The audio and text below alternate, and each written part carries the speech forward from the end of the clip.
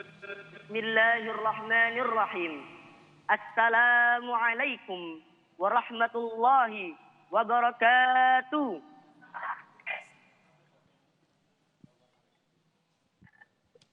Alhamdulillah wassalatu wassalamu ala Rasulillah Muhammad ibn Abdillah wa ala alihi wa sahbihi wa mawala, amma ba'du. Yang saya muliakan dan saya cintai, para alim ulama serta kaum muslimin dan muslimat, pemirsa TV One rahimakumullah. Rasulullah sallallahu alaihi wasallam bersabda dalam satu hadis yang diriwayatkan oleh Imam Muslim, yang artinya, sungguh menakjubkan urusan seorang mukmin, karena sesungguhnya seluruh urusannya merupakan kebaikan baginya. Dan hal itu tidaklah bisa dimiliki kecuali pada orang yang beriman. Apabila ia mendapatkan kelapangan hidup, ia bersyukur kepada Allah, dan itu merupakan kebaikan baginya. Dan apabila ia mendapatkan musibah, ia bersabar, dan itu merupakan kebaikan baginya. Pemirsa Damai Indonesiaku dimanapun Anda berada, ada dua hal yang selalu dihadapi oleh manusia. Ada tawa, ada tangis, ada bahagia, ada sedih, bahkan ada kehidupan dan ada kematian. Dalam menghadapi dua hal tersebut, Allah Subhanahu wa Ta'ala dan Rasul-Nya telah memberikan dua resep kepada kita. Yang pertama, yaitu sebagaimana dijelaskan hadis di atas. Apabila kita mendapatkan kelapangan hidup, maka kita bersyukur kepada Allah Subhanahu wa Ta'ala. Adapun syukur itu sendiri dibagi menjadi dua. Ada syukur qauli, ada syukur fi'li. Syukur qauli adalah bentuk rasa terima kasih kita kepada Allah Subhanahu wa Ta'ala melalui lisan dengan mengucapkan alhamdulillah wa syukurillah. Adapun syukur fi'li adalah bentuk rasa terima kasih kita kepada Allah Subhanahu wa Ta'ala melalui amal perbuatan yang soleh, seperti berbagi dengan sesama. Yang kedua, apabila kita mendapatkan musibah, mendapatkan ujian, sehingga hidup ini seolah-olah terasa begitu sempit bagi kita, maka resep ini mengatakan bahwa kita harus menghadapi itu semua dengan kesabaran. Allah Subhanahu wa Ta'ala berfirman di dalam surat Al-Ankabut pada ayat yang kedua. Ahasiban nasu ayyutraku ayyaqulu amanna wa hum la yuftanun. Apakah manusia mengira bahwa mereka dibiarkan begitu saja mengatakan kami telah beriman, sedang mereka tidak diuji lagi. Oleh karena itu, dari ayat ini kita bisa memetik sebuah hikmah. Mengapa Allah Subhanahu wa Ta'ala memberikan kita ujian? Pemirsa, ada beberapa hikmah dan rahasia di balik setiap ujian yang kita jalani. Hikmah yang pertama adalah sebagai penggugur dosa. Sebagai zat yang maha penyayang, Allah Subhanahu wa Ta'ala ingin kita sebagai hambanya bisa kembali ke hadiratnya dalam keadaan suci dan bersih dari dosa. Allah Subhanahu wa Ta'ala ingin kita sebagai hambanya bisa merasakan surga dengan segala kenikmatan yang ada di dalamnya. Maka dengan alasan itulah Allah Subhanahu wa Ta'ala memberikan kita ujian sebagai wasilah untuk menggugurkan dosa-dosa yang pernah kita lakukan. Hikmah yang kedua adalah sebagai penguat keimanan kita.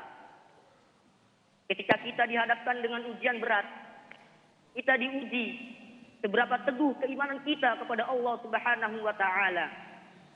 Apabila kita dapat menghadapi ujian tersebut dengan tetap bertawakal dan bersabar, maka keimanan kita akan semakin kuat dan kita akan merasa semakin lebih dekat kepada Allah Subhanahu wa Ta'ala.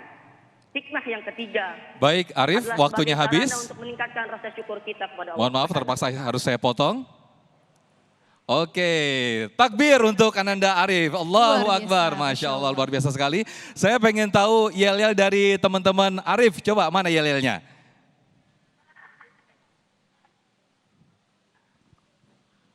Oke, nampaknya audio kurang terdengar jelas. Nah, saya akan berikan waktu kesempatan untuk guru kita, Syekh Misri, karena ada 3 kategori penilaian dan ini santri harus dituntut untuk memaksimalkan waktu dengan waktu yang sangat singkat ini saya 3 Betul menit. sekali. Bagaimana penguasaan materi, kemudian juga intonasi dan juga artikulasi. Saya berikan waktu kepada Syekh Misri untuk memberikan komentar. Silakan Syekh. Ya, bismillahirrahmanirrahim. Kalau untuk Ananda Arif tadi, bagus sekali, tidak terlalu panjang lebar membahas mukaddimahnya, singkat padat karena keterbatasan waktu. Yang kedua, hadis yang dipilih itu yang diriwayatkan Imam Muslim dari Suhaib, ajaban li amril mu'min inna amrahu kullahu khair. Itu hadis yang tepat untuk pembahasan tema ini.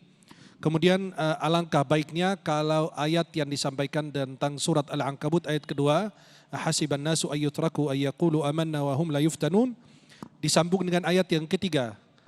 Ya, hasiban nasu ayyutraku ayyaqulu amanna hum la yuftanun wa laqad fatanna alladhina min qablihim fala ya'lamanna Allahu alladhina sadaqu wa la ya'lamanna al-kadhibin. Allah menguji orang-orang sebelum mereka agar Allah mengetahui siapa yang jujur dalam iman dan siapa yang berdusta dalam iman. Kemudian yang terakhir, hikmah dari musibah ini poin besarnya 2. Allah gugurkan dosa, Allah angkat derajat. Karena kalau orang kelas 2 naik kelas 3 harus diuji terlebih dahulu. Tapi penguasai materinya bagus, bacaan ayatnya pas, dan hadis yang disampaikan bukan hadis palsu. Hadis yang sahih yang diriwayatkan oleh Imam Muslim, karena banyak sekali dai-dai senang dengan teks hadisnya dan dia tidak tahu kualitas hadis itu sahih atau tidak. Maka mudah-mudahan insyaAllah istiqamah dan terus belajar, karena ilmu agama itu tidak ada batasnya dan tidak ada habis-habisnya. Semoga istiqamah insyaAllah. Wallahu ta'ala ala alam as-shawab. Masya Allah, luar biasa komentarnya. Selanjutnya dilanjutkan komentar oleh guru kita, Kiai Haji Haris Hakam. Silakan.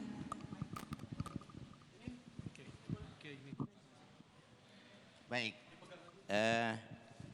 terima kasih buat Ananda Arif di Citayam. Satu hal yang ingin saya sampaikan sebagai tambahan atas catatan yang sudah diberikan oleh Syekh Misri, apabila kita menyampaikan materi waktunya pendek, maka kita menggunakan teori piramid terbalik. Jadi kita menyampaikan intinya dulu, sehingga orang sudah tahu jawabannya, baru kamu menguraikan. Sehingga ketika kamu menguraikan, dipotong sama host bagaimanapun juga tidak mengurangi inti. Itu apabila ya waktunya pendek. Berbeda halnya ketika waktunya cukup, maka boleh ya kita dengan kreasi menyampaikan retorika itu dengan gaya dan kebiasaan yang bisa kita lakukan. Dari sisi materi sama, saya memberikan penilaian yang sama dengan Syekh Ahmad Misri, artinya sudah bagus penguasaan materinya. Hanya itu saja dari sisi retorika, teknik menyampaikan pidato, waktu pendek usahakan dengan sistem piramid terbalik. Saya kira itu, terima kasih.